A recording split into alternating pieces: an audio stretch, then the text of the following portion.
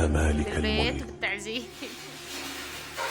يا من في ملكه مقيم وفي جلاله عظيم وعلى عباده رحيم وبكل شيء عليم. اللهم إنا نسألك الأمن والأمان. هدول العمال النشيطين يلي عم يساعدوني بالبيت وبالتعزيل. علي كل شوي بده يهرب، بس انا قلت له اذا هربت لاركض وراك المزرعة كلياتها حتى رجعك على البيت وتساعدني. ايش انا جايبكم تساعدوني ولا تلعبوا؟ نلعب. بالله. يلا كملوا كملوا. طول لا الحرام هذا طول. يلا مودي ساعد عاليا.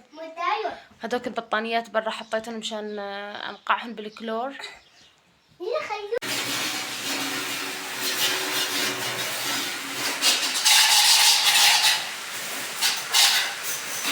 ويا هلا بنات، كيفكم؟ شو الاخبار؟ ان شاء الله تمام. طمنوني عنكم، كيف الامور؟ رجعت لكم فيديو جديد. اهلا وسهلا فيكم بقناتي. وخلينا مثل ما تعودنا ببدايه الفيديو صلي على سيدنا محمد. الف الصلاه والسلام عليك يا نبي الله. اللهم صل على سيدنا محمد وعلى اله وصحبه اجمعين. وحبايب قلبي الجديد على القناه ما تنسى تشترك وتفعل زر الجرس ليصلها كل شي جديد، وخليكن معي بروتيني وبتعزيلي لاستقبال اخواتي. طبعا هون انا اول مرة يعني بعزل وجوزي موجود، يعني انه انا تقصدت هذا الشي مشان انه يشغل لي المرش هيك ويجيب لي ويساعدني بالبيت، لانه بالعادة كنت انا بالبربيش وهيك وما في ضغط، فما فيني لا اوصل المروحة ولا اوصل السقف اني انظف السقف وهيك. فناديت له من الشغل وهيك خلص سقاية يعني، واجى شغل المرش واجى وبلش يساعدني. انا فكرت اول شي انه راح يعطيني اياه انا بشتغل، فقال لي لا خلاص انه انا ما ضل عندي شي وهاتي انا بساعدك لبين ما تخلصي يضل عليكي بس تشطفي. غسلنا الحصيرة هيك وغسلنا البيت. جيت انا بدي احط بقلب المرش كلور ودواء غسيل وهيك، بس رجعت تذكرت انه هذا المرش نفسه بيستعملوه للشتل. قلت مشان ما ينأذى الشتل وهيك خلص صرت ارش قدامه انا دواء غسيل وكلور وهيك، وهو بيليف بالمرش.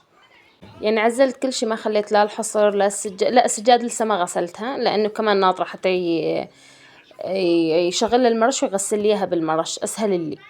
هون البرادي خلصت هون بعد ما غسلتهم وهيك دغري نشرتهم، مو نشرتهم، علقتهم ومشان ينشفوا هن على الحيط. قلت احسن ما اطلعهم لبرا وارجع فوتهم وهيك، وحبال عندي قليلة مشان هيك يعني علقتهم وفتحت الشبابيك وشغلت المروحة. قلت بينشفوا، فالحمد لله بين ما خلصت شغل البيت وهيك وجليت وعزلت المطبخ ونظفت الا كانوا نشفاني. يلا انشر شوف. يلا يقبرني اللي بيساعد امه انا. يلا انشرها منيح، ارفع عنا الارض.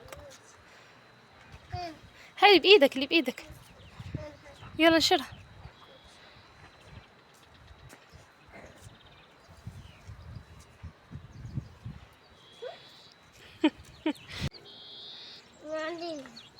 الهوا ما كان يخليني اعرف انشر مثل الخلق من اول هوا، ونشرته هون بلكي ينشفوا بكير. يلا انشرها. هيك بعد لك هيك. ايوه هي. امشي قدامي على البيت، يلا امشي امشي امشي. يلا هلا بنجيبه وبنجي. اول شي بلشت بالبيت وبتكنيس وشطف وهيك وغسيل الحصيرة وتليف الحيطان وكله شطفته. ويعني طبعا المية الغرفة بتروح على المطبخ، كمان ارضية المطبخ كلياتها شطفته وهيك. وكمان فوت لي المرش لجوا على الحمام انتو اكبر قدر على المطبخ. المهم نضف لك كل شي الحمد لله بالهاي، حتى العنكبوت شال لي اياها كله بالمرش. قولوا يعني كتير المرش يوم اللي بتفوت على البيت وهيك كتير بتريح بالتعزيل وتخفف علينا الشغل، احسن ما تضل ماسك المكنسة وتليفي وتشيلي وتحطي وشي بتطوليه شي ما بتطوليه. فالمرش كتير ضغطه قوي، لهيك كتير ارتحت الحمد لله. المهم بعد ما خلصت كل شي وهيك وحكيت لكم قبل لا بلش بالمجلة والجلي والهيك، رحت غسلت الغسيلات كلياتهن والطراريح والمخاد والسفنجات وكله تبع النوم والحرامات نشرتهم. بعدين فتت على المطبخ. الحمد لله خلصت المطبخ هيك وجليت وسويت لكم كمان موديلات بالمطبخ. تعرفوني انا اذا ما وقت بعزل يعني صرت حافظين، وقت بعزل اذا ما بسوي شيء يغير ديكور البيت أو إنه لو شي بسيط يعني. المهم بعرف حالي إني معزلة خلاص، شي مميز صار بالبيت. حتى أعرف حالي إنه عن جد هلأ يعني بهالساعة هاي حتى إنه أنا معزلة. فأكيد رح تسألوني شو عزلتي شو عملتي، عفوا شو التغيير اللي عملتيه بالبيت بالمطبخ. شلت الغاز حطيته هيك عجنب، وحطيت الطباخة بمكان الغاز. هو شفتوا يعني مكان مع مليف في، حتى مكان الغاز محروق المجلة وهيك، بس ما كانت تنظف معي يعني، ما خليت لها طريقة ما كانت تنظف معي. المهم يعني دبقت اللون ومش الحال.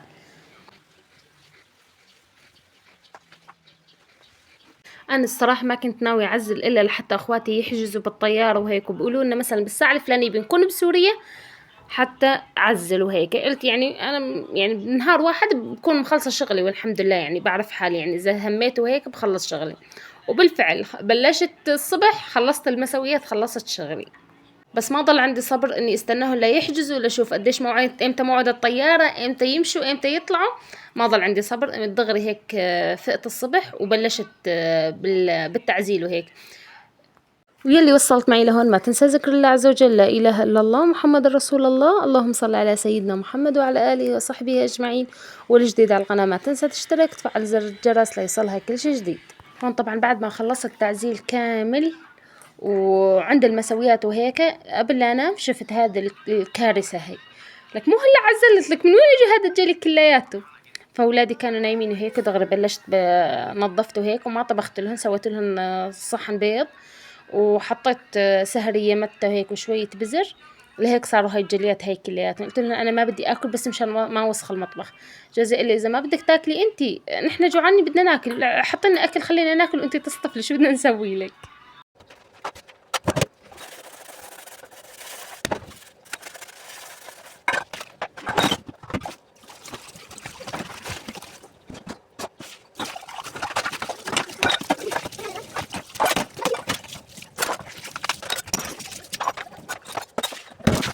وهذا مكان الغاز طبعا حطيت له، كان عندي خزانات هيك مثل بنات التخت، حطيتهن وحطيت فوقهن الغاز.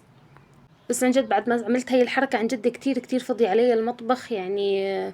كتير ارتحت وهيك يعني، أخذت مجال بالمجلة. كنت دائما هيك ويوم اللي بدي أسوي شي أو هيك بتضايق بالمجلة يعني، لأنها صغيرة هيك وما في مجال، كتير بتضايق منها.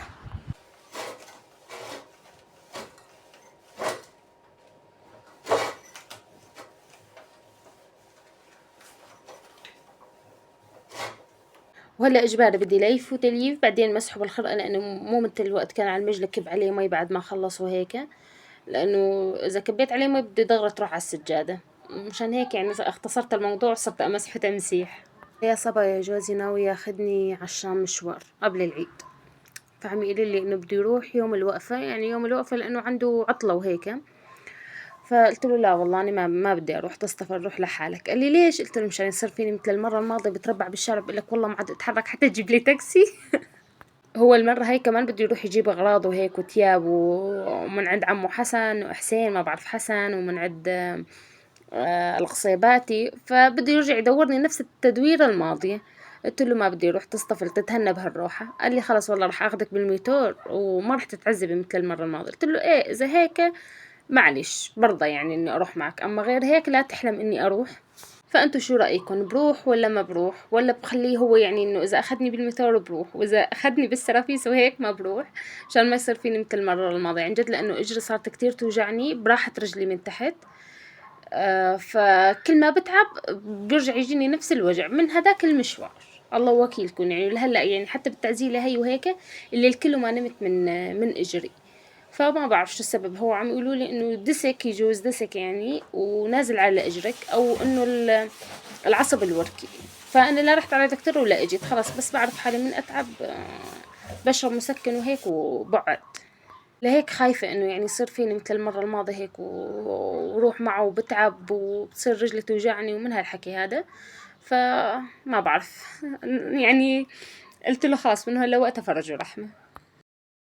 وعم يقول لي بالمرة انه يعني في مثل ما بعرف شو بيسموه، المهم يعني الشغلة خاصة للموظفين، مثل مول كبير او شو ما بعرف، المهم بيبيع ادوات كهرباء كاملة، ادوات مطبخ كاملة، قال لي بمررك عليه وبنشوف قديش الأسعار الأغراض وهيك، وبنكون يعني جمعت أنا شوي كمان مصاري وبنجيبهم.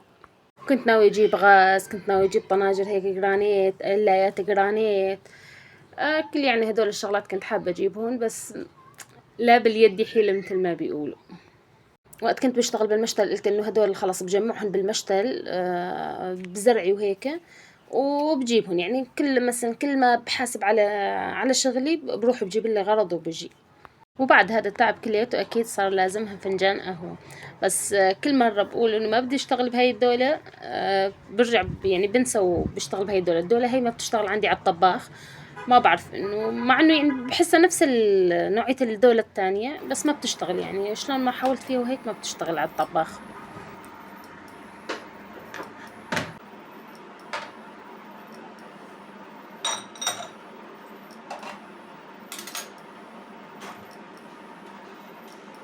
فعزمت أخي عبده على القهوة، قلت له إنه تعال اشرب قهوة وهيك، سويت القهوة. قال شو في من ورا القهوة هاي، عم تعزميني على القهوة في من وراها شي؟ قلت له والله وكيلك ما في شي يا زلمة، والله بدي هيك مشتهي اشرب فنجان قهوة معك بعد هالتعب هذا كله، يعني لازمها فنجان قهوة وبدي حدا يشاركني بالقهوة، يعني جوزي ما أنا موجود من غير شر وأمي ما بتشربها، فبدي حدا هيك يشاركني بالفنجان القهوة. قال لي إذا هيك معلش بالساعة التانية لا تقولي لي إنه أنا برطلتك بالقهوة بدي شي منك. قلت له لا خلص طمن ما راح اقول لك انه بدي منك شيء، لانه انا واثقه يعني انه انا عن جد ما بدي منه شيء، بس هو خلص بالعاده يعني انا بضل برطله مشان ياخذني مثلا مشوار او يجيب لي شيء غرض او هيك، يعني دائما بحتاج انه يساعدني، لهيك يعني صار حافظني انه شو بدي منه او شو عم يعني شو بدي اساوي حتى ينفذ لي طلبي. ويلي وصلت معي لهون ما تنسى الصلاة على النبي، اللهم صل على سيدنا محمد وعلى آله وصحبه أجمعين. صواي قبل لا أنسى بالفيديو الجاي عن جد كتير حلو صورت لكم مشروع أهلي وقديش كلف بسوريا وكل التفاصيل هاي رح فرجيكم إياها، ورح أحكي لكم شو هو المشروع اللي بلشوا فيه، يعني للمهتم بهذا الموضوع أو إنه حاب يعني يفتح مشروع ومو عارفان شو تكلفته أو شي، يعني طبعا لأهل الريف، لأنه المشروع اللي عملوه أهلي بخصوص أهل الريف.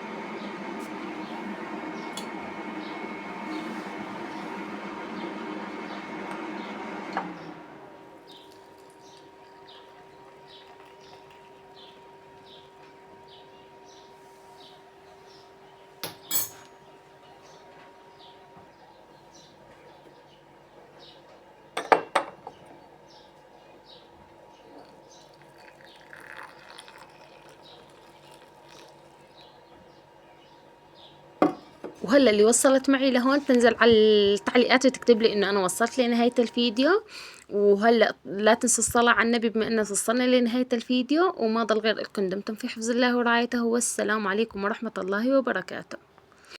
اللهم احفظ أخي من كل سوء، وبارك له في حياته وصحته، وارزقه السعادة والرزق الوفير. اللهم اجعل كل خطواته مباركة ومليئة بالخيرات، ووفقه في كل ما يسعى إليه.